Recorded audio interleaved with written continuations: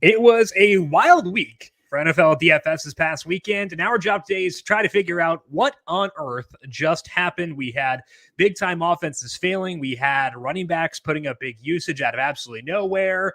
And our job is to decide what of it is legit, where the concerns lie, and how to view these assets going forward in NFL DFS. Welcome on into the Heat Check Fantasy Podcast, powered by numberFire. That's right here on the FanDuel Podcast Network and numberFire.com. My name is Jim Sonis. I am a senior writer and analyst for numberFire.com. Joined here, as always, by Brandon Gadula. He is the managing editor for numberFire.com. And Brandon, the good side of having everyone flop is that cash lines are super low, which meant that even what could have been a terrible day was fine. But it's still really frustrating to not take advantage when the chalk fails as badly as it did. So I just want to know what on earth just happened. Yeah, I don't have that answer. That's for sure. Not a whole lot of points across the main slate overall. And you know, with the chalk mostly busting, aside from like Nick Chubb, you would think that someone who tries to be contrarian would have a good day. You would also think, especially given that, and given the fact that my two quarterback loves on the Thursday show were Lamar Jackson and Justin Herbert, and they were the only two quarterbacks to go above 30 FanDuel points on the main slate, and only one other quarterback, my guy who I was clamoring for a few weeks ago, Matt Ryan, now without Calvin Ridley and in a really tough matchup, he was up around 28.5, and then nobody else got to 22. So we talk a lot about the upside at quarterback and the sheer fact that the guys who can get to 30, they're always going to have like a 7 or an 8 in front of their salary, sometimes a 9, of course. But whenever that happens, it's really hard to catch up because there just weren't a lot of 20-point games. And despite that, I was too low on Justin Herbert. I played too much Dak. I played plenty of Lamar, but like, you know, it just goes to show, and it kind of goes back to, if anyone's been listening to the show weekly, my process, but also your process, is trying to be a little bit more narrow with the core so that whenever you do have, say you play 3 quarterbacks and 2 of them go off for 30, you should benefit. It still doesn't always happen, but I think that the process is, it's been working out the past few weeks for me. So lots to go over, but I think the process was right. Yeah, I think that I'd agree with that. And I had half Lamar, which helped a lot. I had a lot of Dak, which wound up being okay. Like it didn't, because but the problem is he was paired with Amari Cooper or CeeDee Lamb in every lineup, so it didn't actually. Yeah. I guess there was some Zeke too, and Zeke was like whatever relative to other guys in the slate. So I don't know. It was weird to watch things unfold because like I thought that I was going to get slaughtered because I wasn't trying to track like where cash lines were throughout the day. I just wanted to just see where my stuff was at, and no, it was fine. Which is like, I don't know. It just feels like it should have been better given that I was on Chubb, I was on Lamar, but like I had so many misses that it like cancels out. The good thing is everyone else missed too. So like it was weird. It was weird to see high profile offenses flopping. If you look at the leaders in adjusted opportunities for this week, it was like Myles Gaskin, James Conner was up there, a bunch of random dudes just going nuts. And if you had told me before the slate that it would have been Myles Gaskin, James Conner, Melvin Gordon, Kamara makes sense, Devontae Booker makes sense, Darrell Williams kind of makes sense, but then Carlos Hyde, I would have like just not played. So I feel like it was calamity avoided, which is kind of nice, I guess, from that perspective. Yeah.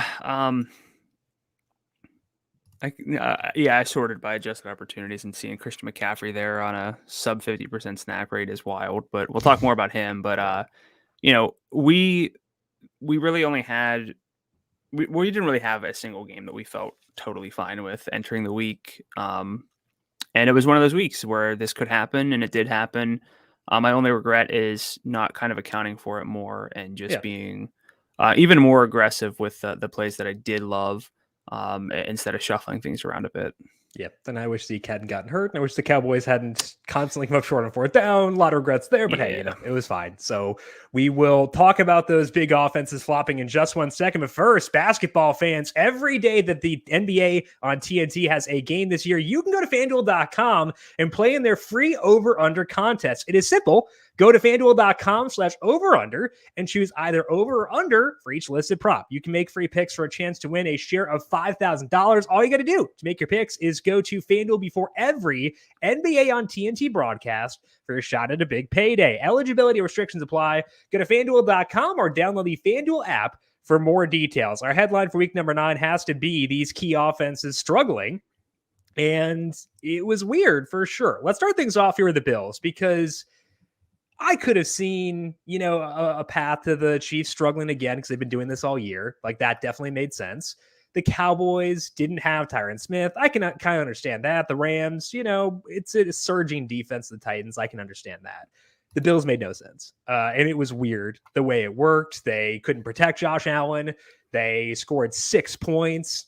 Really, really awful game. It also is weird because the guys we depend on this team are in a funk, like Stephon Diggs. Like, let's talk about him really quickly. He has now been out-targeted by Emmanuel Sanders in consecutive games. If we look at their overall shares for the full season, Diggs is at 24%, Manny Sanders at 22%, but Manny actually leads in downfield targets, 38% to 28%. So that's weird, number one. Other thing here is that Zach Moss got ruled out with a concussion on Sunday. Devon Singletary wound up playing 71% of the Bills' snaps. He had 6 carries for 16 yards, 8 targets, 7 catches for 43 yards. Now, we've seen Singletary by himself in this backfield before. Didn't do a whole lot with it because he just doesn't have like juice, like from a yardage perspective, from a touchdown perspective. So talk to me about this offense in general. Where you at on Stephon Diggs, Emmanuel Sanders, and Devon Singletary if Zach Moss missed this time? Yeah, I don't want to be too pessimistic because they are just one of the best offenses in football. And I was thinking maybe, hey, this was like a trap game because they got some tough games coming up, but they play the Jets next week. Yeah, it's a tough one. But after that, like maybe it was I don't know if trap games can happen when you have 2 winnable games before a tough stretch, because then they play the Colts, the Saints on Thanksgiving, the Patriots, which you can say whatever there, the Bucks. So like maybe that was maybe they were just in we're sitting pretty mostly, and we got 2 easy games coming up. So maybe it was something like that. But the market shares for the receivers are problematic for me because, we want passing efficiency, which we generally have here. We didn't have it with Josh Allen, facing Josh Allen, which was an underreported storyline for sure. No one talked about that. The word cloud on Week 9's coverage, I think, was just Josh Allen, and then nothing else even made it. It was fumble, sack, and interception. Those are the other things in the word cloud. Yeah. So you had to get all 3 in the tweet. And trifecta. Correct. Yeah. But yeah, so I mean, look, I'm not going to say let's not play Stephon Diggs, but his salary's been, up and down a bit this year. 7,600, I think, this week. That's at the high end. And that's weird because he's the number 1 on one of the best passing offenses in football, but he doesn't really have the right workload to feel like, hey, I'm going to prioritize Stephon Diggs. Even in a pass heavy offense, it doesn't, I don't really feel like I'm going to miss out because the touchdowns have been dispersed. And as for Devon Singletary, like you said, we've seen him within this backfield by himself, and it hasn't really led to much. This is one of those spots where I'd say, hey, in season long, if you have him or you picked him up or you're going to try to pick him up, sure. DFS, very, very different. You don't have to play Devon Singletary. The upside hasn't been there. They don't really they don't run the ball enough to make Devon Singletary super viable in DFS. So I'm not really going to chase Devon Singletary, and I would presume, if Moss is out, that Singletary will be a bit popular because he'll be an optimizer's favorite. So I'm not going to be too skeptical here, but also I'm kind of pumping the brakes on the offense overall, mostly because of the market shares for Stephon Diggs. Also, if you look at schedule adjusted numbers, they were kind of throwing red flags up in this offense before, which is why I bet the Dolphins last week, was because, hey, the Bills offense has looked a bit disjointed. I know they're scoring a ton of points, but that was generally like because their defense is giving them a lot of short fields and stuff like that. It was weird because like I didn't really buy into it. In part I did because I bet the Dolphins last week, but I had no interest in betting the Jags this week, even though my numbers said I should. So like it's been there for a bit. As far as Singletary goes, we've seen him lead in snaps 3 games this year, 80, 91, and 59 yards in those. His red zone shares in those are 20%, 18%, and 0%. I don't know if did they run many? They ran 5 red zone plays this week, and I think Zach Moss actually had 2 before he got hurt, and Singletary had none. I think that like realistically, he can get you 90 yards. He can get you a touchdown. That's like 15 or so points, which is fine. I would say it to be a very low salary to be viable there. So name that salary on Devon Singletary against the Jets this week. So this is going to be one of those discrepancy spots where it's hard to say what he's going to be versus what I would want to play him at. I think he'll probably be like 64, 65. I would have a hard time going much above like 6,000 or 61 for him. Yeah, I think that's where I'm at too. And he is 6,000 on the button. So that's low enough where you can definitely consider him, I think, right? Yeah. I mean, we have an 11 game slate. Looks like some games will be, you have appeal. I'm going to say, it's unlikely he will be anything close to a core play with 22 teams on the slate and some better spots. So probably just hoping that he gets like the Myles Gaskin love this from this past week, which I liked. Similar. That's a very good Gaskin. Shout Yeah. out, I liked Gaskin this week more than I will like Devon Singletary for this upcoming week. Is that before or after the Tua injury? Because I feel like I adjusted Gaskin down with that. I bumped him down, but like I'm saying, I don't want to say, hey, I didn't actually like Myles Gaskin. I liked him with Tua, then I bumped him down. But like, let's say Gaskin with Tua, I like more entering this past week than I would like Singletary upcoming. I think that's a very good comp. Are you viewing Stephon Diggs, Manny Sanders as a 1A, 1B situation now, or is that going too far? I don't think it's going too far. Yeah. Maybe it's not going too far enough, Is that a phrase? Too far enough? It's from Futurama. Okay, cool.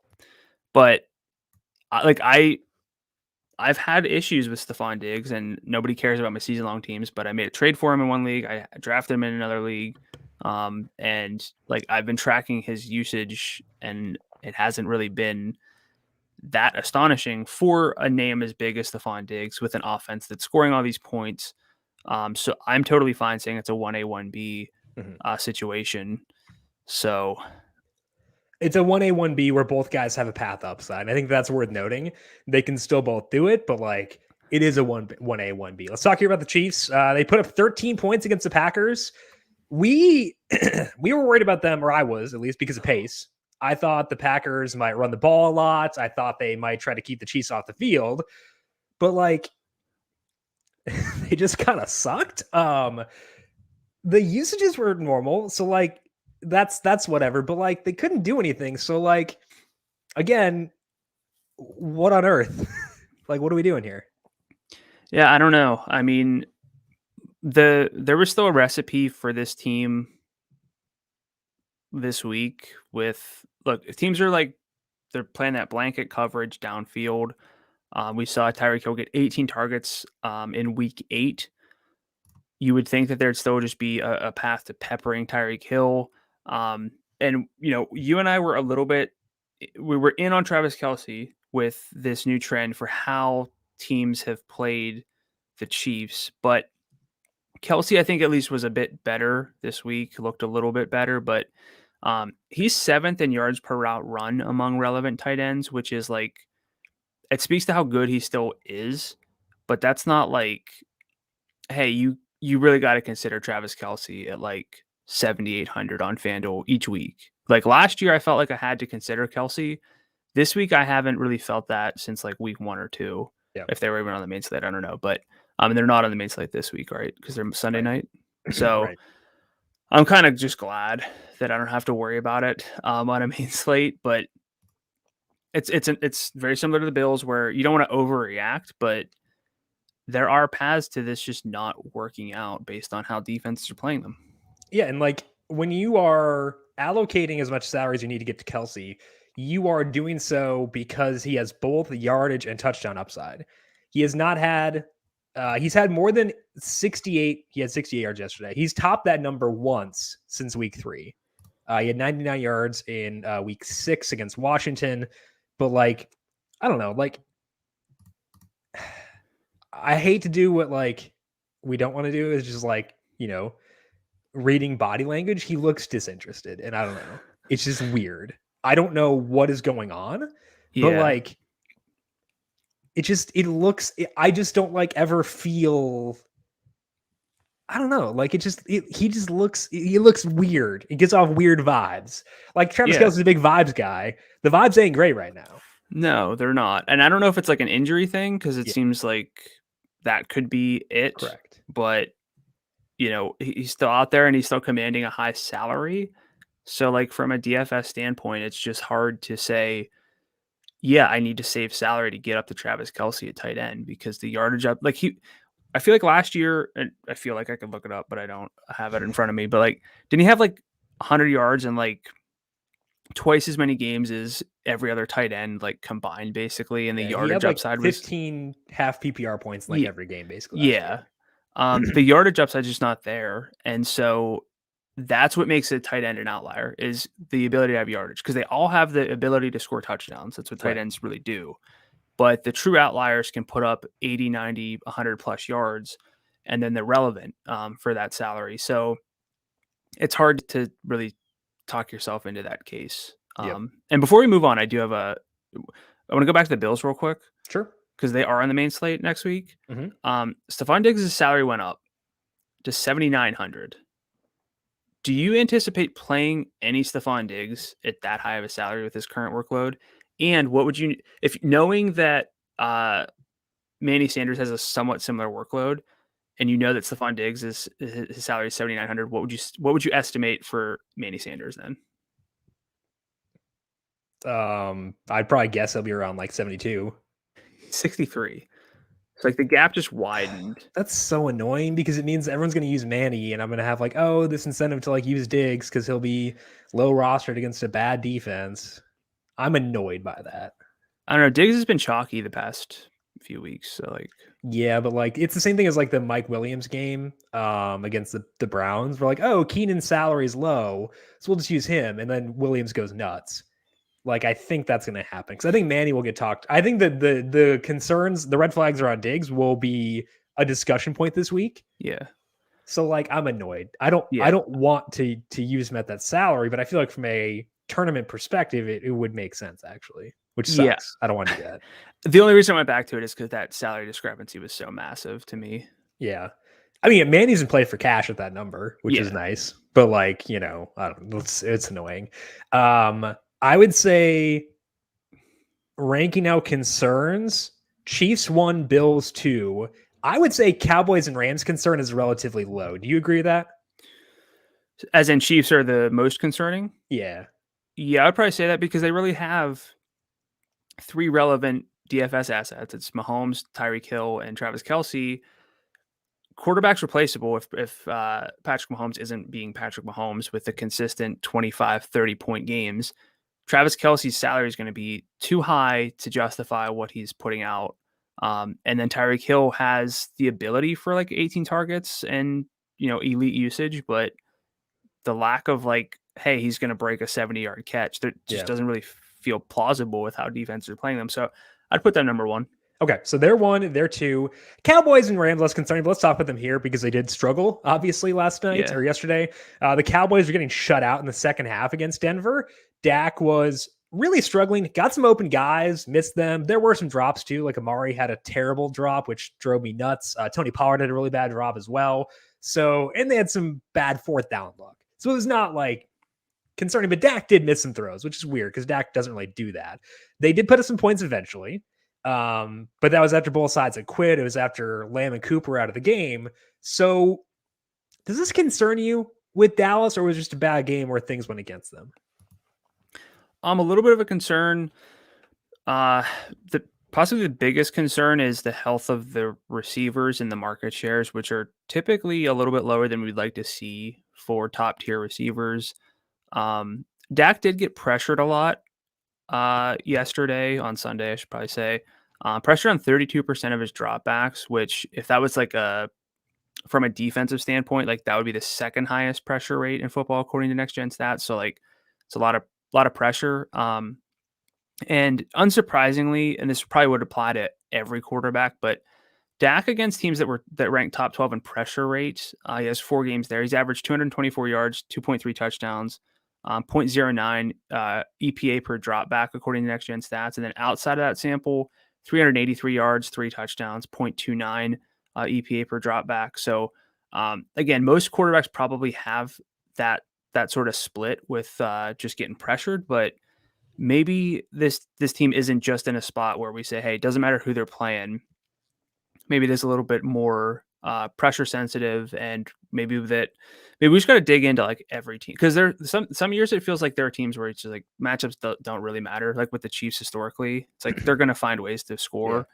Yeah. It almost feels like there are no surefire offenses each week. So maybe we should dig a little bit deeper, even into these elite offenses that we're going over. I think that's fair. I don't think that would have gotten me off them this week in retrospect, because like with Von Miller being gone and Chubb being out still, I didn't know if I'd worry about it, but like I probably should have with Tyron Smith being out. But the good thing is they get Atlanta next week. Atlanta has never pressured a quarterback. So like they're probably going to shred. And I think this is kind of like a 1 week blip that we kind of know in the back of our mind when they're facing a high pressure team if Smith is still out, right? Yeah, the Falcons are dead last in pressure rate according to Next Gen Stats. So okay, so bounce back. So okay. That's main slate. Name me a salary. I'm most curious about CD Lamb and Amari Cooper. What salary range are you putting them in? I think they're both $7,200. That's probably high because the market shares are not super big, but because they're both very good, tied to very good offense, playing indoors. That juices things up a lot to erase some of the market share concerns, but that's kind of where I'd be at. So Lamb 77, Cooper 73. Okay. CeeDee Lamb or Stephon Diggs for next week specifically at similar salaries. I feel like it's probably Lamb. Probably, yeah. I think so. I mean, those are good. That's a, you're not going to be able just to plug in CeeDee Lamb because he's 67. He's 77, so you're really going to have to think about it. This might be an offense that we just dig into deeper for Thursday. We will. I can guarantee that. We will talk about this team plenty on Thursday. The Rams scored late to get 16 points. They could have gotten Van Jefferson a touchdown to get me a win in Dynasty, but they did not. They struggled against Titans. Matthew Stafford, negative 0.27, passing net expected points per dropback. The one concerning thing I would say here, so you're talking about the pressure rate with the Cowboys. That's something to log in the back of our minds for them. I would say with the Rams, when they're facing good interiors, that's a concern. Now, the counterpoint here would be, hey, they faced Ndamukong Suh and they were fine. So maybe this is not a real thing, but like their guards aren't very good. And I could see that being an issue if you face teams that can generate interior pressure like Titans can. Put Matthew Stafford in like vintage Matthew Stafford mode. That can get some stuff going. Also, Darrell Henderson got banged up. He came back in and did play, but they let Sony Michel close things out. The snap rate for Henderson was 60%. So talk to me about the Rams in general first, but then also about Henderson. Given that like he came back in, I think it's at least like, and he has an injury history. I think it's still a little bit concerning despite the fact he did leave due to injury in this game.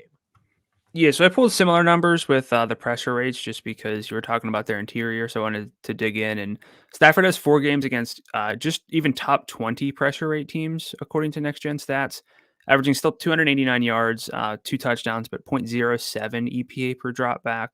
And then in its other games, it's 323 yards, 3 touchdowns, but 0.48 EPA per drop back. So the efficiency, like the numbers are still good because they throw the ball a lot. They're still pretty good overall, but the efficiency that has gotten Stafford to lead the league, and overall like net expected points per drop back or EPA per drop back, that's mostly come from teams that don't get as much pressure, which is again to be expected. None of this is like, hey, this is groundbreaking, but I was thinking, hey, the Rams might be one of the teams that we just can play wherever, whenever, but maybe that's not the case if the efficiency is going to tick down. So that's kind of where I am with the Rams overall. I'm not concerned, but I do think that there's probably not a team at this point where I feel like just play them. And that's a bit different than what we've had in years past. As for Henderson, I don't like to see a snap rate tick down, especially because our concern mostly with Darrell Henderson has been like overall production and yardage upside. And if you get fewer snaps and fewer, I'll just call them touches, even though we care more about like targets than touches, that leads to a lower chance of actually breaking one or just churning out consistent gains to get yardage. And I would imagine within this offense, his salary is not going to adjust just because of his snap rate too much. So Henderson was like borderline cash game material for me most weeks, but I don't think he's in that conversation right now. So he has played in 8 games. How many do you think he has had more than 100 yards in scrimmage? 2. Correct. He has not had more than 116 the entire year. So like even with an 80 to 90% snap rate, which is very good. That's awesome. Yeah. He's not doing a whole lot. Yeah, he was like leading the position in snap rate basically, and was putting up numbers that were not really in league leading territory. Like when Christian McCaffrey would play 99% of snaps, that came with a workload that was untouchable. He'd have 100 yards rushing and receiving. Yeah. So I don't know. I mean, they play Monday night. Mm-hmm. So they're not going to be in the main slate. So we don't have to worry about them. But, am I right to say like Henderson's really not in the cash game conversation despite his majority workload generally at this point? Like in order for someone to be like a firm cash game play for me, they either need a low salary, just to offset some stuff, or to be able to. I think that what Zeke did on Sunday is a good example where he got you 11 FanDuel points despite everything going wrong. Everything wrong. He got hurt in that game. The Cowboys offense was terrible. He still got you double-digit points with no touchdowns. I need that. Henderson probably isn't there. So, like, I don't know. I've been lower on him than usual. I think that the production is a concern for me. He's been fine from an efficiency perspective. Like he has a 50% success rate. That's like one of the best numbers in the league. Whereas Michelle's at 39%. So like he's been efficient, but like just there's not a lot of juice, I guess. Like the passing game usage is like whatever. I don't know. It's weird. He gives me weird vibes too.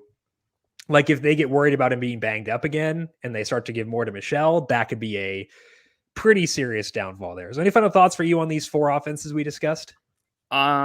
One thing that jumps to mind is Van Jefferson. Love him. Gonna love him for the Monday slate next week, but once they're back on the main slate, hopefully his salary is reasonable, but he's basically become a full-time player. 90+% of the routes the past 3 weeks.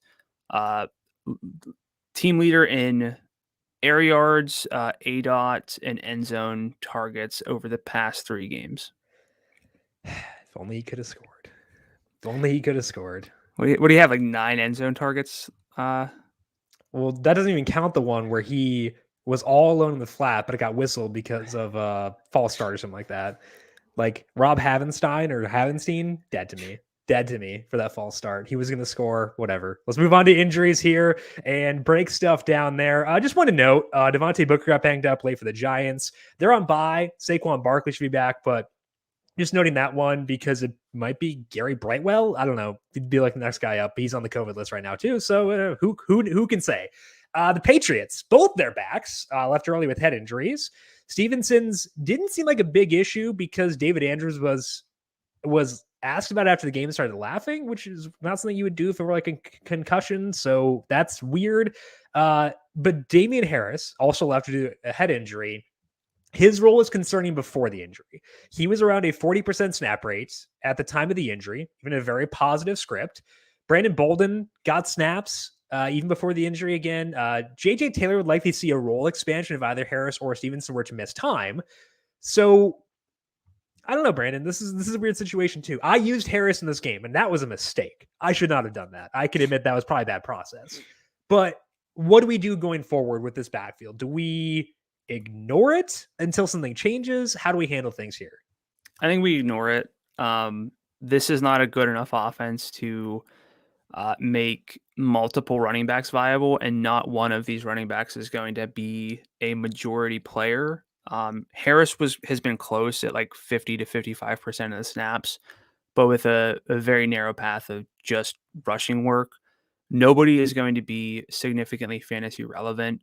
I think Bolden's a fine like waiver wire ad for this week, but as far as DFS goes, this offense doesn't do enough for me to make a committee worthwhile. There's probably one, I guess two, if you would consider the Colts, like committees that I would say are worth targeting, or are, where the situations are good enough. And that's the Browns usually with Nick Chubb and Kareem Hunt. You can still play Nick Chubb. You can play some Kareem Hunt sometimes.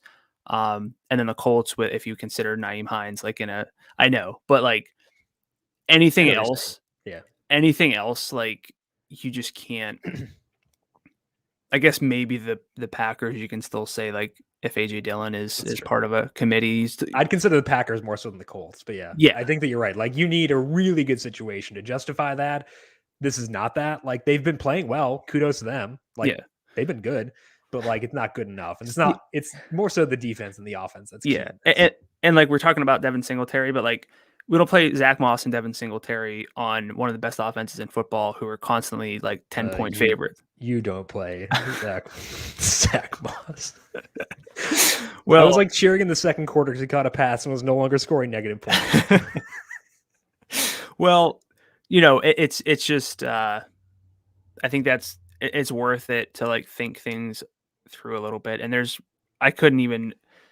only way that I would probably play a Patriots running back is if Harris and Stevenson were out and Brandon Bolden had a salary of like 4,700. Well, even then, JJ Taylor's going to get the work, so like it doesn't even matter. I don't know. So Bolden's 5,100. I don't even think that's enough. Yeah, correct. I agree. Bigger one here was Chase Edmonds. He sustained an ankle injury on like the second or third play of the game, which paved the way for a monster game for James Conner. Conner had 21 to 30 running back carries after Edmonds left. He had 5 targets for James Conner in the year 2021. 20 routes, played 77% of the team snaps. And the key thing to me here is that Eno Benjamin was active and James Conner still had that passing game role. That to me is the best thing about James Conner's role on Sundays. Eno Benjamin is active, didn't matter. He still got that work. So let's assume that, I hope he doesn't because I love Chase Edmonds. Let's assume that he misses time though. And Kyler Murray is back next week. Name that salary for James Conner. I've been trying not to peek because nothing really jumps up a salary quite like a massive fantasy point output just because it has to go up. But yeah, the 5 targets on the 20 routes and they just threw him screens like all day. And he actually made stuff work. He looked good. He was like one-handed it. And his breakaway touchdown, like you and I talked about James Conner in years past where it's like no juice. Just doesn't. And again, we don't like watch film for like how guys look really. I know we said we're talking about Kelsey in that regard, but like I never felt like James Conner was going to break a long play.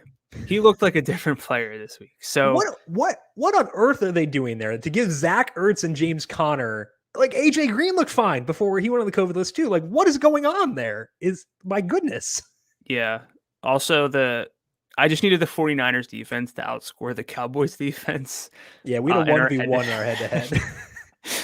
And boy, that did not work out. That was a slow burn. Not even really slow. But okay, so a salary for Conner, assuming, again, we're looking at like a 77% snap rate, red zone work, potentially receiving work, designed against a not elite defense in Carolina. Yeah, especially Brian Burns is out. Like designed targets too, not just dump offs. That's with Kyler Murray. That's got to be at least like 75. That's what I was thinking. I think 75 was exactly my number, and he is 7,000. Okay.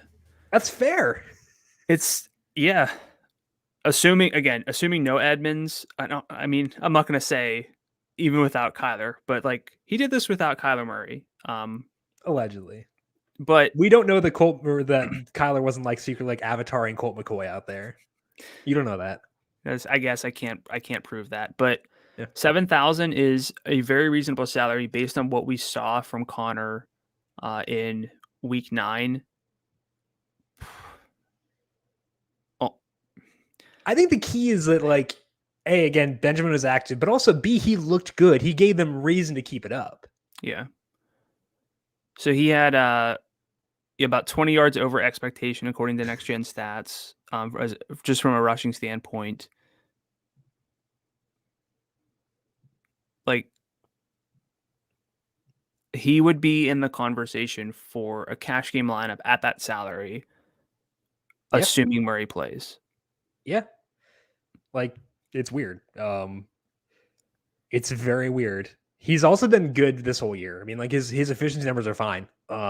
He just hadn't had the workload and didn't get the kinds of rushes that generate yardage. But now he is. So that changes things. Like, it's just totally different.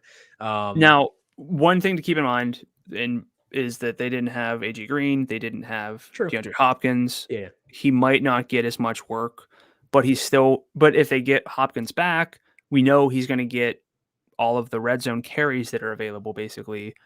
Especially if Kyler's not 100%, then just makes me feel better that they'll hand it off to Connor. So, we said 75. If he's 7, that kind of bakes in some of the market share concerns that he might see with this team healthier. But with the added efficiency, things are still looking up. They're also going to be 10-point favorites in that game? Probably. So like, I know that we want to target close games, but like, it's one less path to failure for him. So I think that's a good thing too. So we are in on James Conner in 2021. It feels weird, but we're in.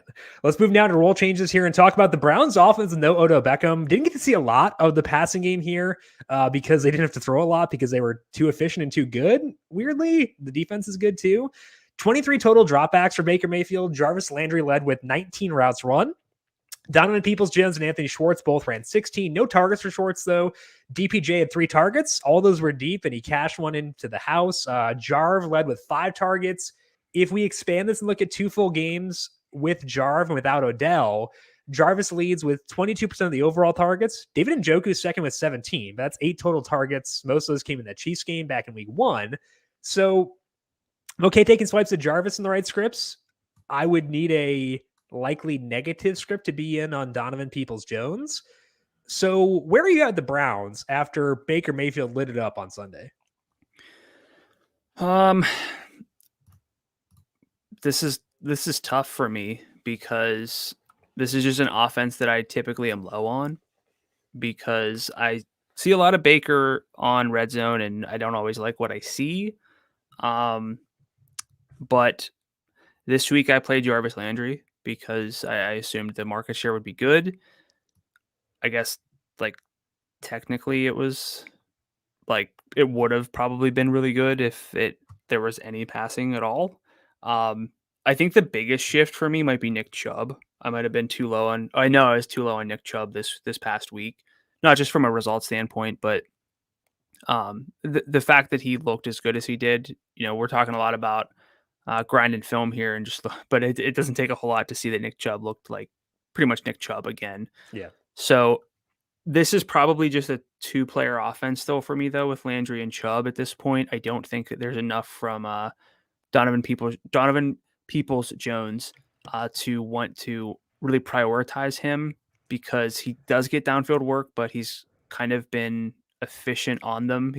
That Hail Mary touchdown kind of juices things up too. If you look back at like a 60-yard bomb when you get behind the defense in a legitimate fashion.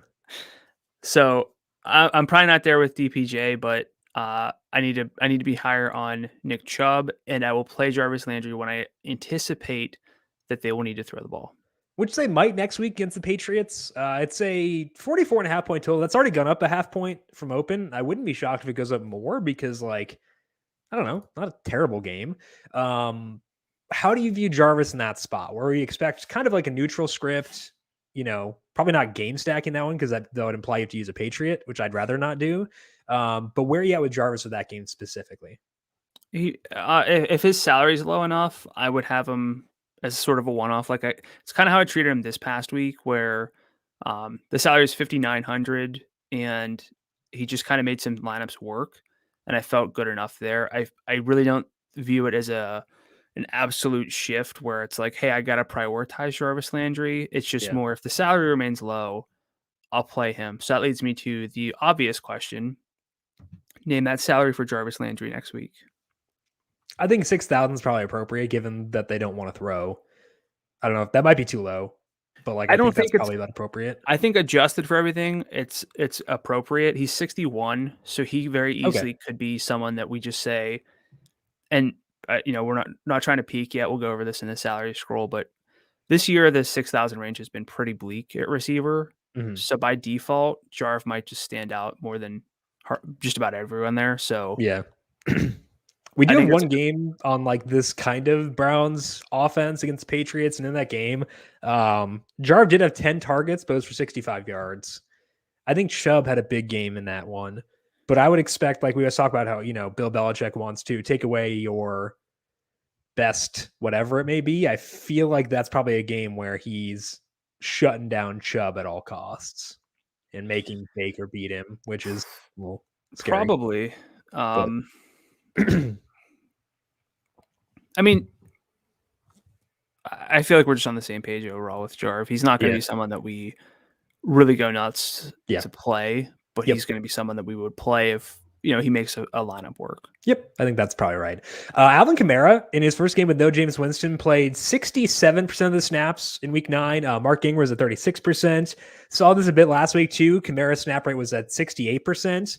And before that, the 5 games before Ingram signed, Kamara's snap rate was at least 83%.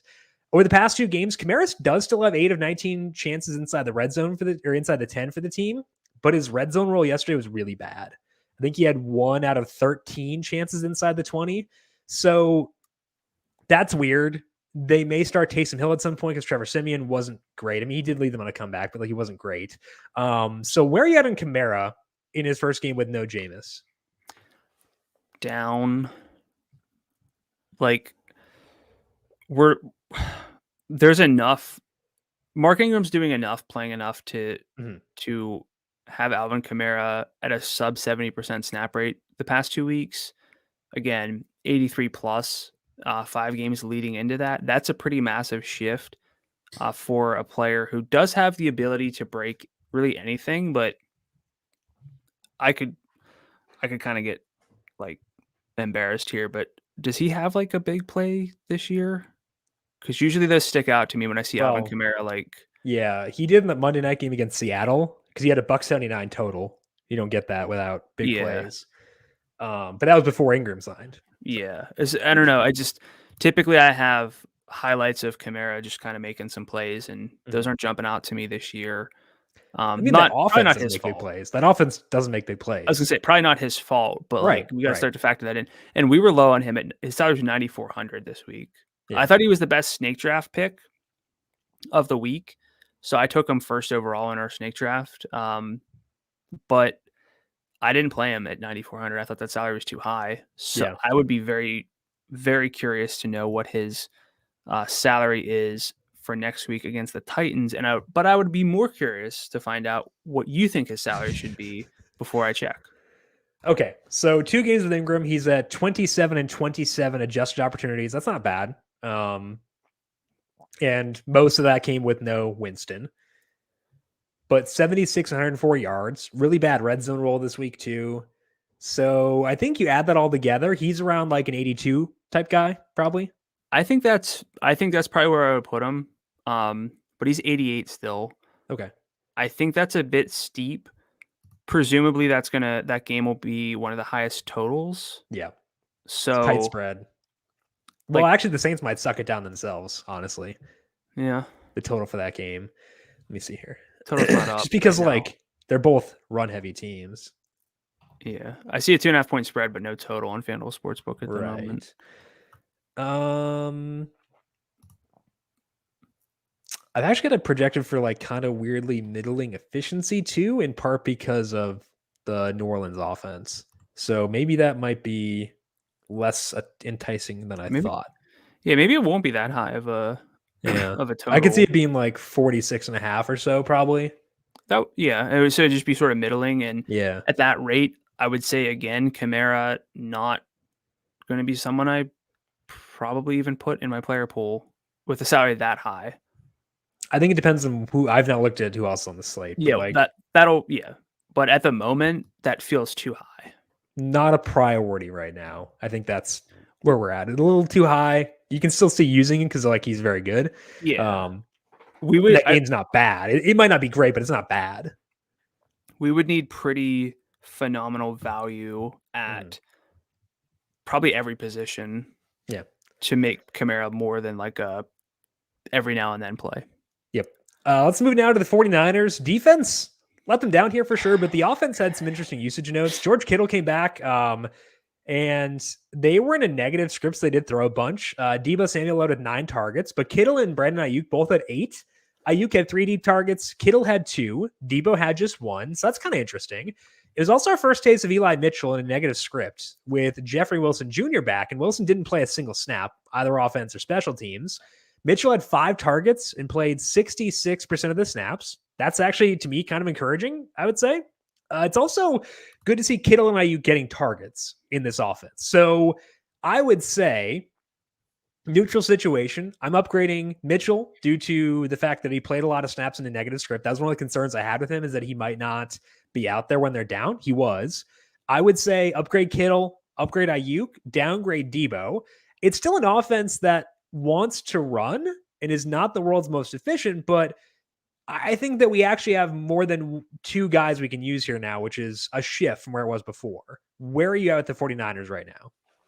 Yeah, I think Arrow's up on Mitchell too. Again, I was tracking him very closely because I had him in season long where I needed him, and I didn't know what the workload was going to be. Sounded like he was going to be pretty limited, but he played plenty with that 66% snap rate. The 5 targets, very, very promising with a 60% route rate because he just hadn't been getting targeted at all. So that's definitely a role shift.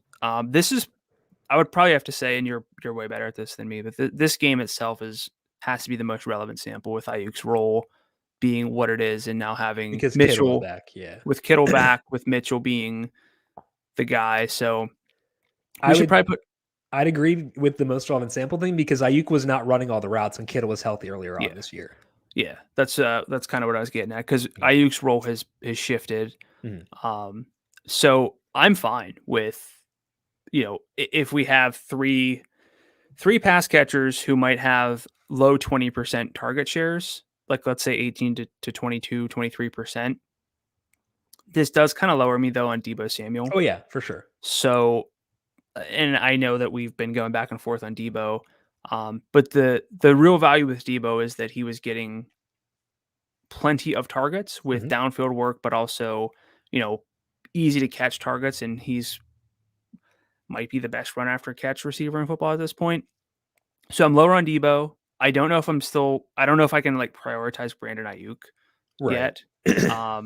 But Kittle might be back as like the best tight end with Kelsey not doing a whole lot. Darren Waller showed a pulse this week, but he's back in a conversation for me already. Yeah. I would say like they're not the main slate, but like if I were like allocating salary just to give like vibes and my sentiment around them, I would say Deebo 7,000. That fair? That's lower than I would have assumed. I know, but like it's a pretty big shift to get one more awesome pass catcher in there. It is, yeah. And it's also still not a pass heavy offense. So I'd say Deebo around 7. I would say Ayuk 62, Kittle 67. Is that fair? Yeah, that seems good. Okay, cool. What about Mitchell? Was there enough passing game work for you to bump him up into like the next tier? So I thought that 71 was too high for him. Yeah. I no longer think that's too high. I would say I'm about there, but his salary will probably go up. So I'm catching up to it, I would say, is the way I'd phrase it. Mitchell or James Conner? For next, like Conner. I would say Conner too. I think it's Conner pretty comfortably. Yeah. But trying to get a heat check there. Yeah. No, I think that's fair. It's a good question. They're probably pretty similar, I would say. But yeah. Myles Gaskin played a season high 74% of the snaps in week 9. Also led the entire week in adjusted opportunities. He had 20 carries, 6 targets. He did score, Still didn't do jack because he was terribly inefficient and the team was bad. Like, where are you at with Myles Gaskin? Because like the usage was good, but also like, I don't know, they're weird. Where you at?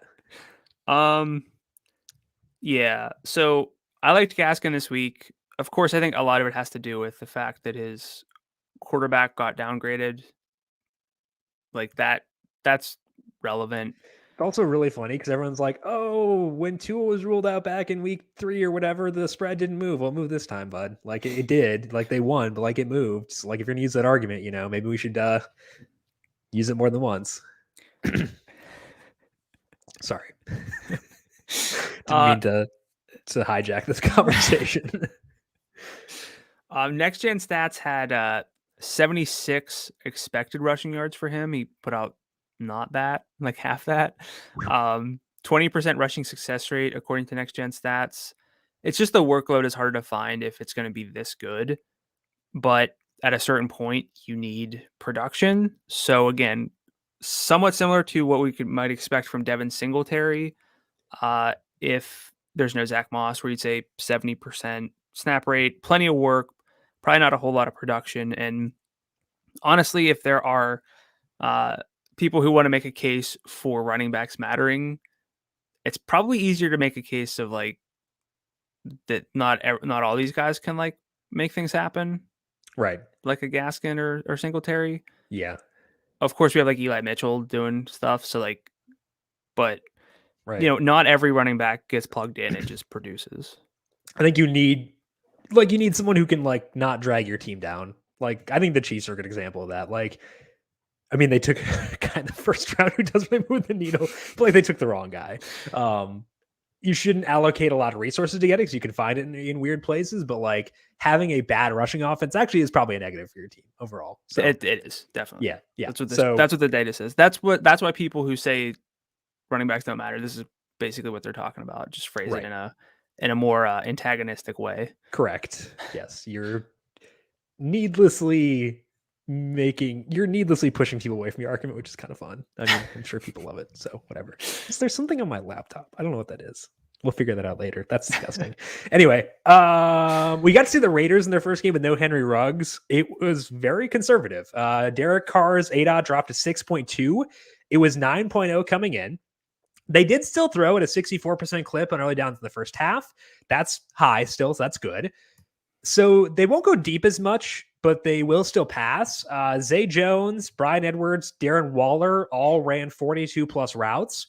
Hunter Renfrow ran 34 routes despite missing some time due to an injury. Darren Waller led with 11 targets. Renfrow had 9, but had a Cordero Patterson-esque 2.8 yard ADOT.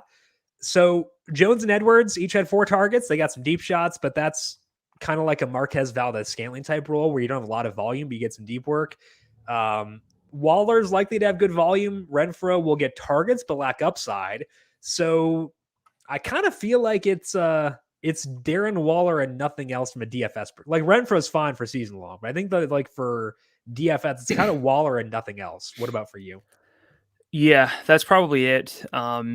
Josh Jacobs still has some relevance if it's like I meant him on the pass catcher. Okay. Jacobs, yeah. It was good to see Waller somewhat return. Maybe the bye week helped him with those 11 targets, 3 downfield, 3 red zone, 2 end zone targets. That's what you want from Darren Waller. 12.7 FanDuel points, but expected to have 18.5 with such a good workload. So he's back on the menu. I basically just didn't even consider Darren Waller for a long time. He's definitely back. They did bring in they're bringing in Deshaun Jackson, so True. That could help the ADOT for Derek Carr go back up, just help stretch the field more. But overall, from a pass catching standpoint, it's really just Darren Waller, like you said. Mentioning Jacobs, he did have 95 yards in this game, which is the most he's had this year. So that was kind of encouraging. His snap rate was low because they were in a negative script. I mean, I guess it was more neutral, I guess, but maybe they just like weren't, I don't know. It was weird, but 95 yards is fine. I think I've been interested in him, but just like was concerned about yardage. Now the yardage is fine, but I'm concerned about everything else. So 3 of 5 red zone carries. That's not the worst. but only did get a red zone target. 4 out of 17 red zone opportunities, which is 24%. That's pretty low. He had been getting a lot of red zone work, so maybe that was just fluky, but 48% snap rate. I'm not sure. That's weird. I don't know. Weird vibes, but They in the main he's slate? on the map. No, I think they get Los Angeles, right? No, they face Kansas City on Sunday night. Oh, yeah. It's going to be Patrick Mahomes versus Derek Carr. If you told me week 3 we'd get this game, I'd be like, oh man, they're both going to have like a 9-yard 8-out. That game's going to be fun. And now it's not. Fun. Speaking of fun, Mike Williams is evaporated. Got Thanos. He saw 5 targets on 33 routes in week 9. He was shadowed by Darius Slay because he ran 67% of his routes versus Slay. All 5 of his targets came on those routes, which means that on the other 11 routes, he was not targeted. From weeks 1 through 3, Williams had a target share of 26% with a 34% air yard share. Since then, if you exclude week 6 when he was banged up, his target share is 20% with a 36% air yard share. He now has a sub 15% target share in 4 of the past 5 games. So where are we at with Mike Williams right now? So, I mean, the 20% target share in the post elite sample is still fine, especially for a receiver who can do big things. But Mike Williams, it almost felt unfadable to start the season. He is not that now. And for as much as I like this passing offense, I no longer feel drawn toward anyone in particular, really. I know that he faced Darius Slay this week. Slay got banged up, but if the matchup was the reason for the target share being down, you would think that as soon as he wasn't lined up against Slay, they would try to pepper him. Didn't happen. I know it was an 11 route sample, so that's not totally fair, but if that's all it was, you would think there'd be some juice on those non-Slay routes. And the bigger thing for me is that we've seen it over a 5-week sample where he hasn't been treated the way that he was the first 3 weeks. I know he's been banged up, so maybe that's all it is. And maybe once he's healthy, he'll go back to what he was weeks 1 through 3. But right now he's not that. And that kind of takes him completely off the radar almost. What? What? That's way too far. I think at his salary. I mean, he was 73 this week. It's not like he was that's 8, high for a guy who's been basically 15%ed in 4 of his past 5. Okay, so week 6 he was banged up because he didn't practice at all that week. Last week facing the Patriots, they know you want to take away Mike Williams. This week we talked about it on Thursday. The Eagles don't let up deep passes, and they didn't in this game. Next week they face the Vikings, who've let up the 5th highest ADOT this year. I think that's going to be an elite spot to buy back in when he's not facing a defense that's scheming to prevent him from going nuts. I think that Mike Williams next week is going to be a tremendous DFS play. I need his salary to be with a 6 in front of it. Well, where would you put it? 69.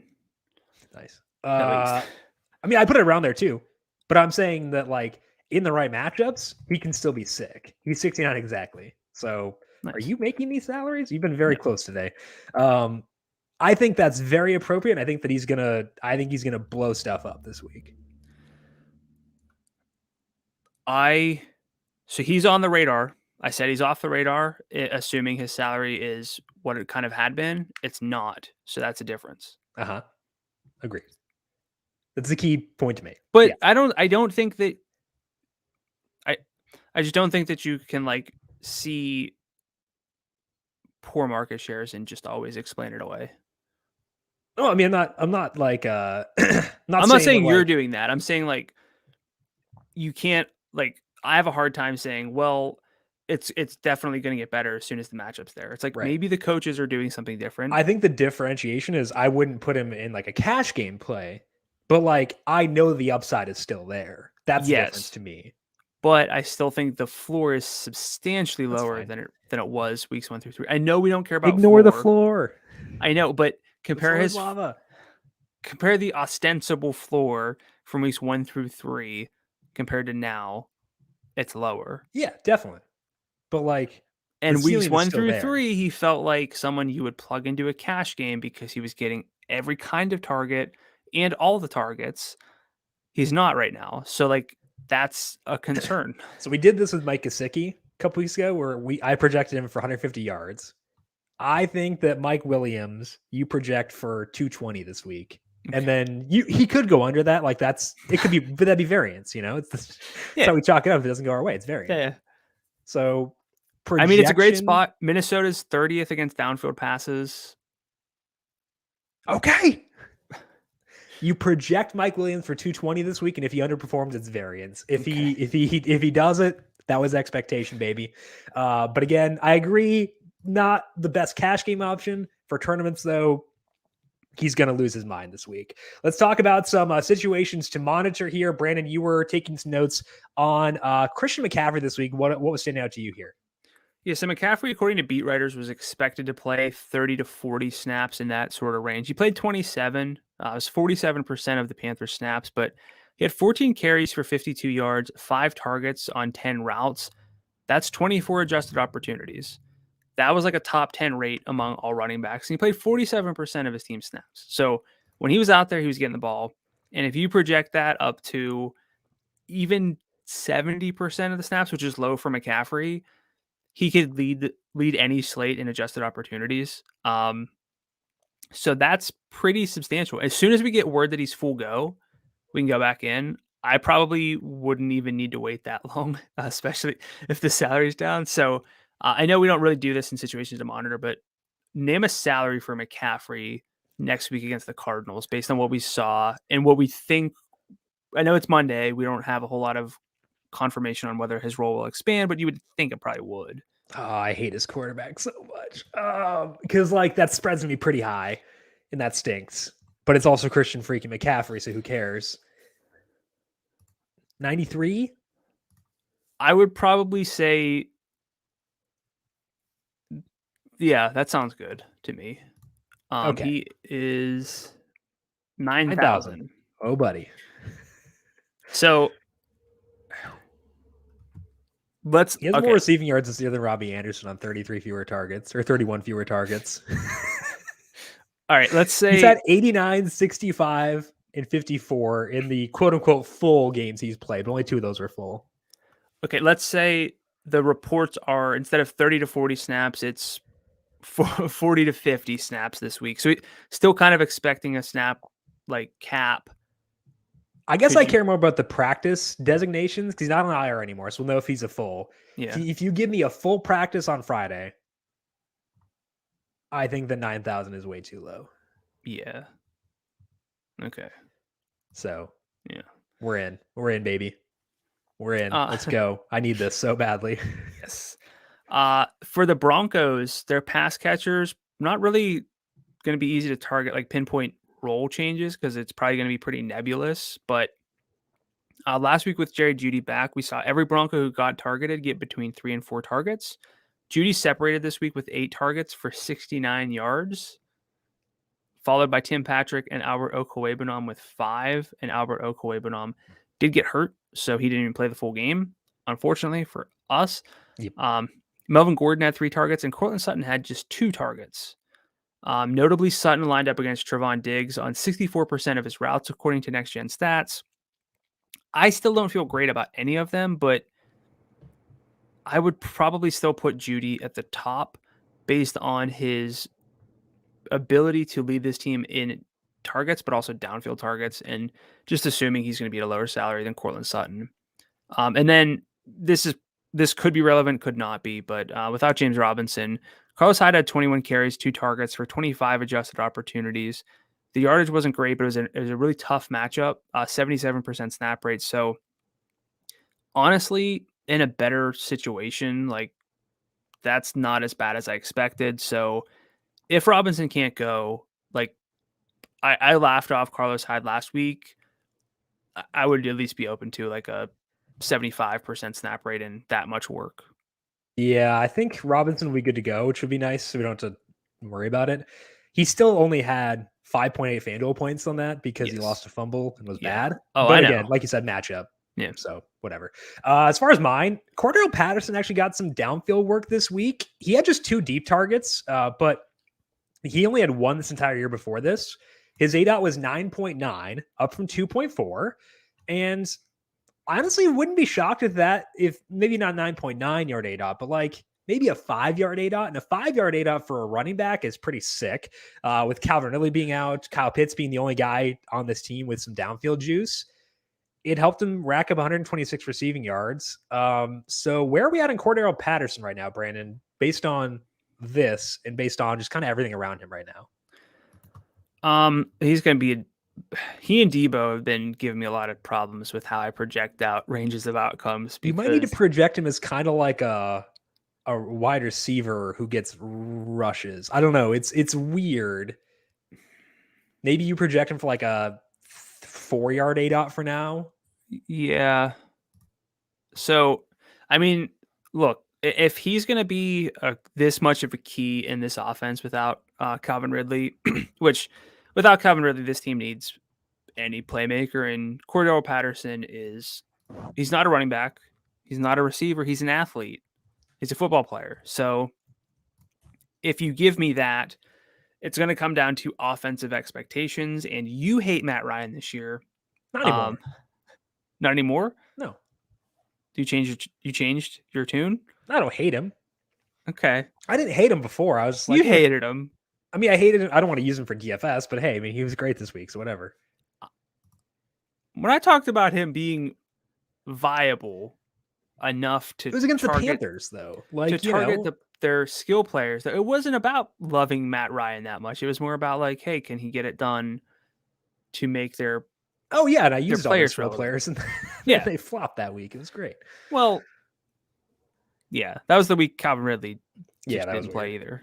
So Patterson had 136 yards this week. He has had 110 or more, or 100 or more in 4 out of 7 or 4 out of 8 games this year. Pretty good. Where do you put that salary? So they're at Dallas next week. That should probably be a game where they need to throw plenty. Yep. Get him the ball more. Like 73. Yeah, I'd say that's about right. And he is 78. A little high. That's a little high for me. A little high, but high. I think that's like, I can understand it, even if I wouldn't put it there. For game stacks, that's going to be, it's not so high that I won't be able to justify him in game stacks. You prefer him at 78 or Pitts at 69?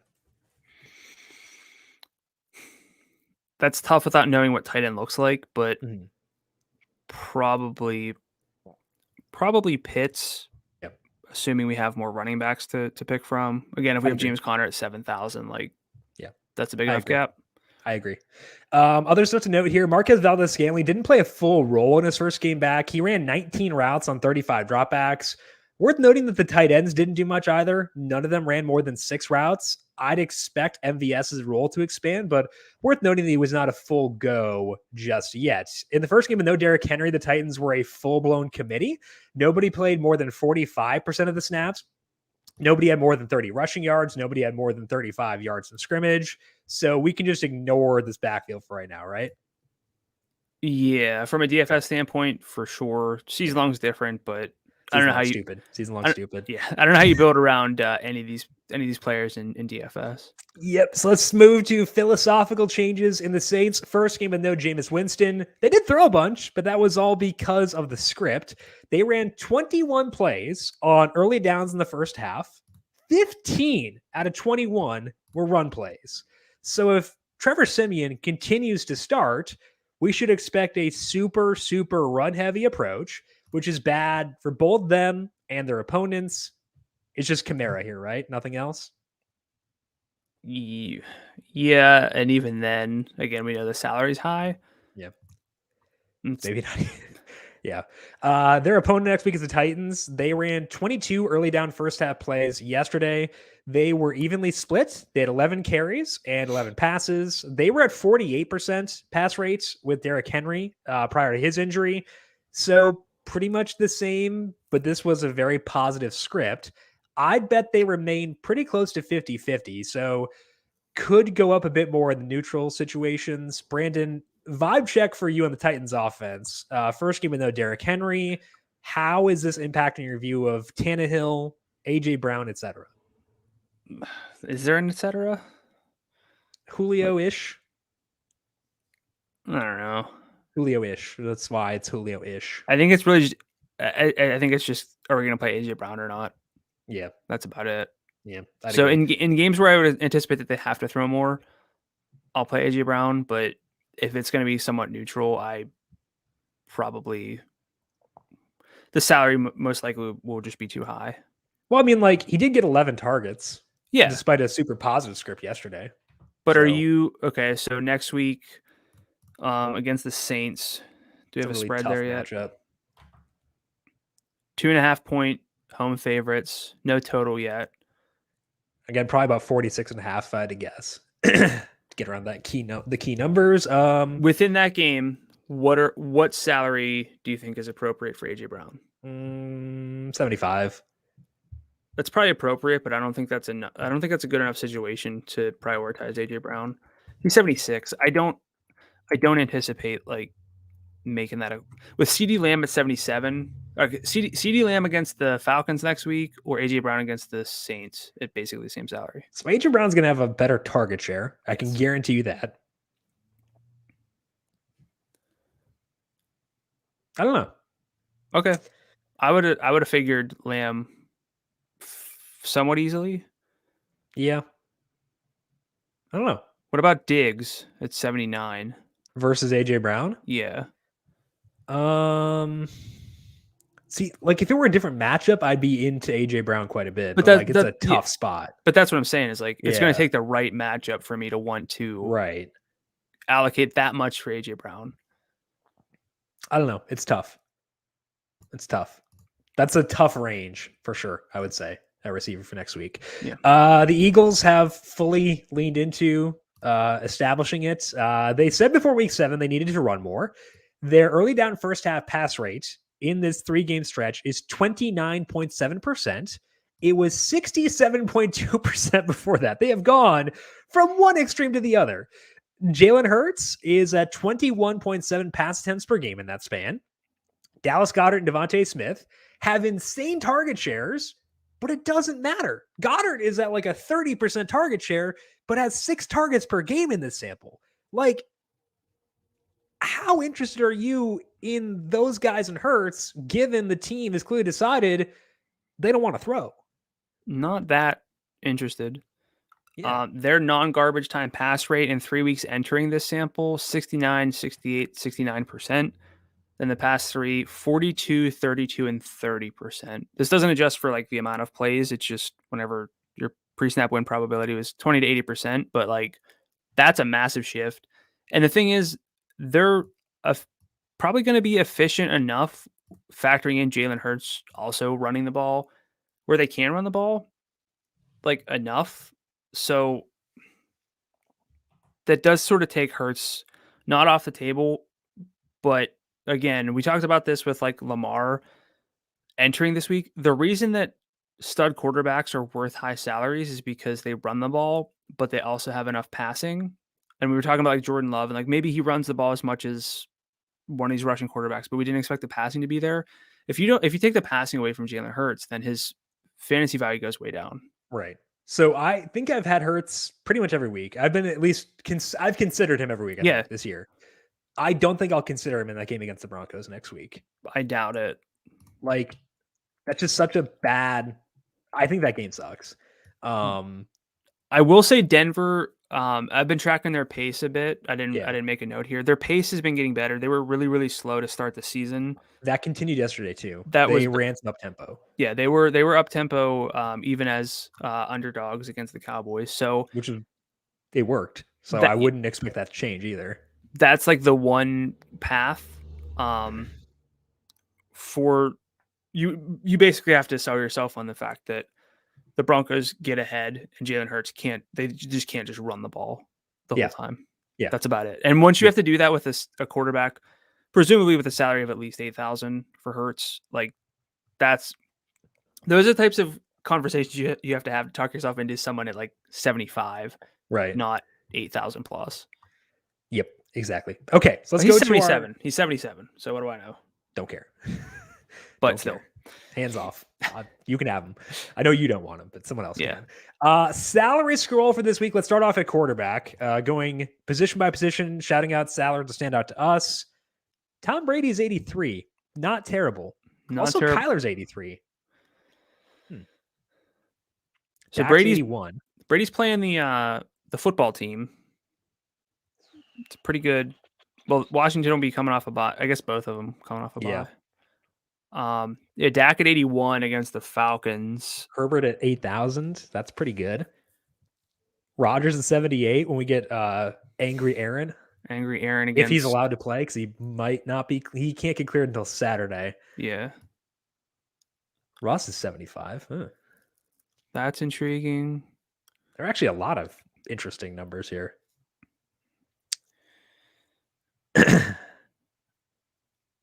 Okay, so I think, to me, that 8,000 range, right around 8,000 is really good, because that's where you get Rodgers, Herbert, Dak, Kyler, Brady. Those guys all, at least on Monday, to me, considerations. Yes. I will say, did you say Josh Allen? No. So the thing for me with Josh Allen is I typically jump off whenever I see glimpses of Josh Allen and the concerns I have with him. And then it feels like maybe the next week those are gone and he's back to like good Josh Allen. So if that's like a get right spot against the Jets, he could kind of erupt at 87. So that's a bit of a concern. I'm not very tempted by any quarterbacks below like 75. Below Russ. I agree. Except your boy Matt Ryan, 73. 100% there. I guess if Taysom Hill were to start at 73. Sure. But I think I'd rather get to the other guys. Yeah. You want to go to running back? Because I think running back's pretty interesting at the top, and I want to have a full discussion about this. Yeah. So we have Najee Harris and Jonathan Taylor are both 94. Christian McCaffrey is 9,000. Who you got out of those three? Najee gets the Lions. Jonathan Taylor gets the Jaguars. So both amazing matchups. Speaking of McCaffrey, with a really bad quarterback on the road against the Cardinals. Interesting dynamics at play here. McCaffrey could end up with like 15 targets next week if Kyler plays and that goes according to plan. But Jonathan Taylor could have 197 yards on 2 carries. I think I might rank them currently. I think somehow Najee's third just because the upside's not as big for him as the other two, I think. I would probably say at this point, McCaffrey, Taylor, Harris. I should probably have Taylor first, but no, I think I agree. The potential of McCaffrey getting more than 47% of the snaps and therefore probably 35 adjusted opportunities is. I think I agree. Let me read through the last 6 FanDuel point outputs by Jonathan Taylor. 18.9, 30.4, 28.3, 16.5, 19.7, 33. Yeah. What a psycho. That's good stuff. Who allowed this to happen? Anyway, I think I agree with your ranking. McCaffrey, Taylor, Najee. That's not a knock on Najee. I think it's just because the other guys are really good. Also, he'll have a short week for whatever. Oh my gosh, Dalvin is 85 against a team that have just like 100% Dalvin. Against a team that just sort of like says, "Please run the ball." And the Vikings are like, "Okay." Yeah. Wow. His passing game usage has not been very good this year. I will say that. That's one counterpoint to Dalvin. But it's Dalvin effing Cook against the Chargers in a great game I'm going to stack. Like Dalvin, Mike Williams stacks. Oh, buddy. Going to have way too many of those this week. Oh, buddy. This is a loaded week at running back. We've got 2, 4, 6, 8. I think we got 9 backs at 8,000 and above. And as much as I would nitpick Kamara, you could make a case for all of them. So seeing Dalvin at 85 and Zeke at 8,000 makes Cordero way less appealing at $7,800. Way less appealing. It also makes James Conner less appeeling in a sense. It does. You're right. It does. Like, it's not enough where I'd be like, oh no, but that's worth noting. Like DeAndre Swift is back at 73. I don't want. But They're going to get trucked. What game script do you want for DeAndre Swift? The script where Not he a can one get where 10 I expect targets. his team to score 13 points. Well, that's every single week with Swift. No, this is the worst case scenario on the road against Pittsburgh. I know the rest discrepancy is big. I don't want any piece of that. I will probably not use any DeAndre Swift this week. I'll be tempted. So with the 8,000 range being so massive, we've got 5 backs with a 7 in front of their salaries. So you're either going to have to decide to get up to the studs, or you're kind of by default saving a lot of salary at running back. Do you want to make a really stupid bet that I'm going to regret in like 5 minutes that you can win? Depends on what it is. Lenny versus Swift. I knew that's what it was going to be, and I probably wouldn't get there. Okay. It's more DeAndre Swift has a path to like double-digit targets, which is worth about 20 carries, and he's also probably going to get 12 carries. Yeah. I think it could be a Gaskin type thing where it's 32 adjusted opportunities and he gets you like 5 points. Well, he got me. I know he got you. He ruined. He ruined me 2 weeks ago. I'm still tempted. Okay. So Leonard Fournette is $7,400, by the way. Just noting that. James Conner, 7,000. The 6,000 range is barren. Like there's no one basically between 65 and 7 either, for the most part. Trying to find someone I'd use.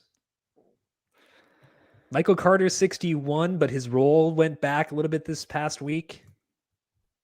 And he's facing Buffalo. Just because we're never going to talk about them, are we too dismissive of the Denver backs? Or is the committee just too great that it doesn't matter? Have they ever burned us for not using them? No, I'm just... Yeah, when I asked about like James Conner yesterday, it was a really good question. Like, hey, do you feel like you missed out this year? And like, I think it's a very fair question because of all the touchdowns, and I'm glad they asked that. But when you don't have yardage upside, they can score 2 touchdowns and not burn you for using them. Like Melvin hasn't had more than 19.3 this year. He's had more than 17.7 once. Javonte is 58. No more than 14.2. So yeah, I don't think I will have a single. I don't think I'll have a single back below 7,000. Potentially not.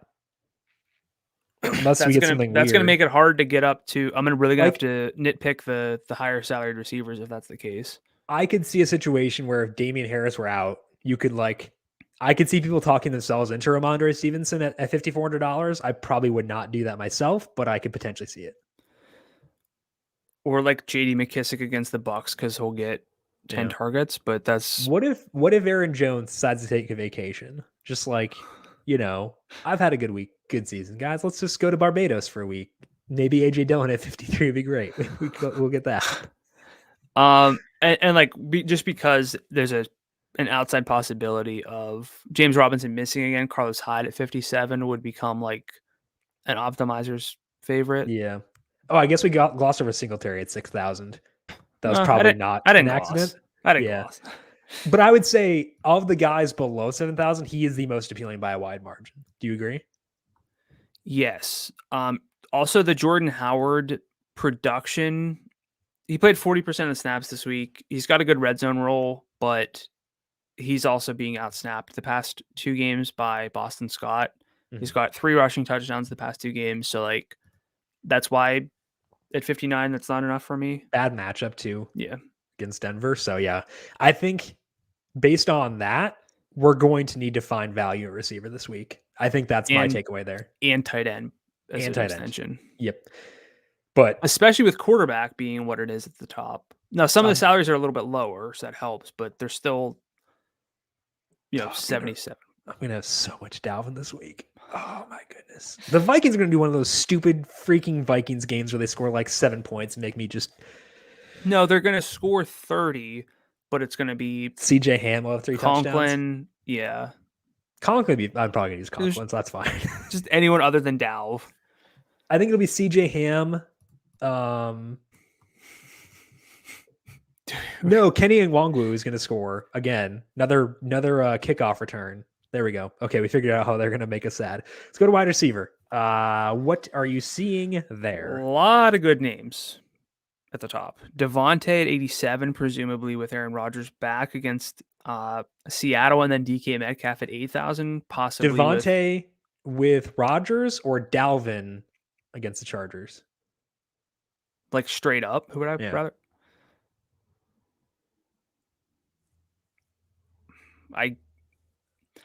I'll say Devontae only because I feel like we'll have more options at running back. Monster. Okay. Scrolling down. Huh. This all seems right. And Michael Pittman's up to 72, but his market share is good enough to make that worth it. I just don't think I'll probably play him there. I'm going to have so much Mike Williams this week. He's $6,900. Chase Claypool 65. It's not bad. No, Manny Did 63. Scroll past Deontay? Where's Deontay? He's like 74. Oh wow. Okay. Whew. Yeah. Whew. Yeah. Manny at 63 is probably going to be a core play. Judy at 62 versus Sutton at 66 is like not enough. I'd probably go Sutton there if I could. No, I'd go Judy. Okay. You want to bet? No. I don't feel that great about it. It's just more people will probably play Judy at the lower salary, so I'd rather go Sutton. Okay. So Elijah Moore's had good weeks the past 2 weeks, but that's because Corey Davis has been out. I don't know what his snap rate will be with Davis likely being back this week. I would just caution people on that one. Michael Gallup's 55. He should be back this week. He's practicing this week. So we'll get 12% of the targets like everyone else. Yeah, 12%, but that's enough for 120 yards because he's for Michael Gallup, maybe, yeah. Yeah. So we were saying we need value at receiver. I'm not seeing a whole lot right now. You could use Laviska Shenault, who has fewer deep targets the past 4 games than Carlos Hyde. Olamide Zaccheaus scored twice, but his usage wasn't very good outside of that. Nope. Rondale Moore possibly 54. Okay. Yikes. Marquez Valdez-Scantling's 53. Oh, buddy. We might have to use a lot of MVS this week. What's buddy? It feels like Robbie Anderson waiting to happen again. No. Oh, okay. I thought you were going to say use Robbie Anderson. With an MVS line. Yeah. So we need value at receiver. I don't see much. Yep. Jumping off the page right now. Which means we instead looked at tight end, maybe, to try to find it. Wow. So we might have to go a little bit more balanced this week. Might have to mean we're going Dalv as opposed to Zeke, Connor, et cetera, as opposed to just totally splurging at running back. Yeah, instead of like Taylor and Najee. Terrace Marshall came back to a solid 1 target this past week. That's fun. Are we on to tight ends or are we still on receiver? I was still looking for receivers and I couldn't find anything. Tight end. Kyle Pitts is tops at $6,900. TJ Hawkinson, 65. Then the other 2 at 6 are Gronk at 61 and Dalton Schultz at 6,000. Dallas Goddard with his run only, not even run first, but run only offense. Yeah. That's tough. Conklin is 53. He has 71, 57, and 45 yards the past 3 games. That's not terrible for $5,300 tight end. Pat Freiermuth is 51. I feel like we'll just go to him again, right? Yeah, Freiermuth, Dan Arnold's 51 Conklin, again. Dan Arnold, all in play. Yeah, okay. So we got 3 guys at 53 and below. Logan Thomas, I think, can be back next week. Yeah. 55. He's expected to be back tentatively, I believe, as well. So that would be viable, but I'd probably just take the savings there because I think I'll need every dollar I can get. Most likely. So this also Juwan Johnson wasn't active this week. That's fun. Fun. Jeez. Jesus, correct. So going back to like quarterback now, like Russ, and Rodgers might get bumped up because again, correct, 400 or 500 might go a long way between. Yep. Getting back up to like a Dalv or a Zeke or settling for like a Fournette or a Patterson, and I think that gap's big enough where you'd. I also think it's going to juice up Devon Singletary as being pretty massive chalk this week. I wouldn't be surprised if like Jordan Howard is at least I know, but like at least 8% rostered, which is enough. Oh yeah. Okay. Yeah. Okay. Defense. The Jets get broken. Josh Allen. Just kidding. Don't listen to me. Don't listen to me. Don't listen to me. This is supposed to be slack takes, Jim. Slack takes only.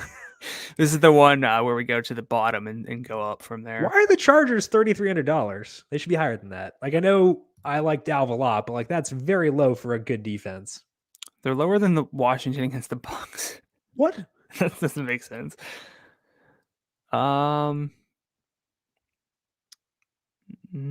Philadelphia's 36 against Denver. Denver played pretty well, but like I could see that being viable. There's not a lot below unless 4, Russ can't come back, in which Packers at 39 would work. Sure, but that's Denver's 4,000. It's fine. Yeah, but you don't want a bunch of rushes. You want that's true. You're right. No, you're right. You're right. Tennessee against New Orleans. If it's Simeon again, it's not 41. Bad. 41. That's doable. Dallas against Atlanta, as well as Atlanta's played. 42. That's still not terrible. That's a better game environment for defensive points. Yeah. Yep. Like I think didn't the Vikings put up 12 against Lamar yesterday? They had a kick return touchdown. Oh, that's right. Yeah. So we're gonna be scrambling for value, I think, is the takeaway here, correct? I think so. I'm really gonna have to rank out the running backs to prioritize and see who I need to get to, but also the receivers, because it's very easy this week to say, well, I need the running backs because it's a half PPR site. Receiving still matters, but like, typically for me, that means 3 running backs, so 1 in the flex, and then it's like, you know what, I can't get to CeeDee Lamb or Justin Jefferson or Amari Cooper, and it's like I'm just, it's a bit scary, but that might honestly have to be the way that it goes. Yep. So let's go to a note to future me. Is that what your note is, to make sure you rank out the running backs and receivers to decide prioritization? That's the first note, and my second note is, and I've been saying this for week after week, make notes early in the week and stick to them, and then adjust whenever you really think you need to. There were a lot of plays I liked this week who I just kind of forgot about. Some things that I chased and I do it every week because it's very tempting and you don't want to be falling behind. But again, injuries impact certain teams, but not the entire slate always. So what we talk about for an hour and a half here, this is all still relevant. Yep. My note to future me is do not use 60% Mike Williams, because I'm going to want to. It's going to be so bad. This is like the Miles Sanders week where I was like, I already regret this and I still have 6 days to not do it, but I'm going to do it. I know I am. It's like that picture of the Goofy meme where he looks like deranged, like, I'll believe and do it again. Like, I'm going to do it again. I'm going to do the thing I know I'm going to regret. I know it. I know it. Don't go 60%. Go 57. Like, just scale back a bit. Because, like, it can hurt you. I don't want to hurt future me. I'd like to coddle future me. Just like, don't do this to yourself. Maybe the real note to me is take a long look at the value receivers and see who's got maybe something that I'm not quite seeing right now. Right. I think that what I'll do is, I've done this with tight end a lot, is just pull up my target sheet, scroll through and be like, okay, what am I missing? Yeah. Because I'm going to need that this week, I think. It's very easy to do that at receiver, especially because receiver is very volatile, and you can look at who's scoring FanDuel points, but that's from the research I've done, looking at who's scoring FanDuel points at receiver is probably the worst way you can go, because it probably means if they're down at low salaries, they're just overperforming, and the guys who are underperforming are probably about to perform. So maybe I'll look very close at my expected FanDuel points model for value receivers this week. I think that could be good. Okay. So that is all that we have here for today. Brandon, any final thoughts for you before we send off the good people to fill out their Monday night single game lineups? I think this week is going to be, this past week, week 9 was a little bit underwhelming from a prep standpoint. This upcoming week is going to be a lot of fun. A lot of prep. lot of digging, a lot of trying to find gems anywhere we can. Will not be easy, but it should be pretty fun.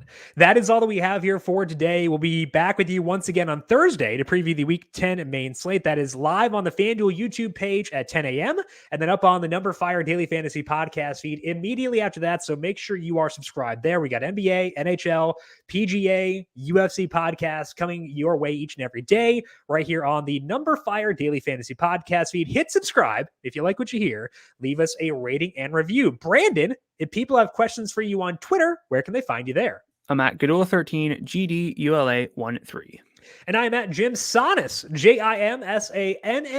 You can also follow the FanDuel Podcast Network at FanDuel Podcast. Big thank you to everyone for tuning in for today. Good luck to you on Monday night. We'll talk to you once again on Thursday. This has been the Heat Check Fantasy Podcast powered by numberFire.